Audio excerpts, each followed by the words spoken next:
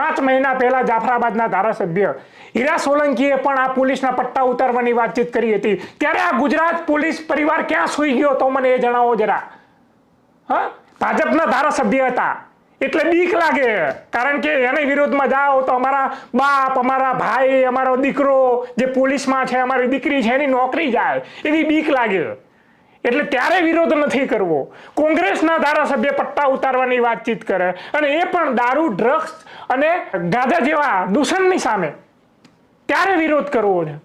એટલે ક્યાંય ને ક્યાંય આ ગુજરાત પોલીસ પરિવારનું દોહરું ચરિત્ર છે. ગુજરાત પોલીસ પરિવારને એ પણ પૂછવું જોઈએ એમના પોલીસ કર્મી જે બાપ દીકરો ભાઈ હોય કે ભાઈ તારા આટલો બધો પગાર નથી, પણ આ 1 BHK 2 BHK આ ઠાઠ આ હજુ નોકરી લાગી અને તાત્કાલિક સરસ મજાની ગાડી, આ બધા રૂપિયા ક્યાંથી આવે છે? તમે પૂછો છો ક્યારેય તમારા બાપને, તમારા દીકરીને, તમારા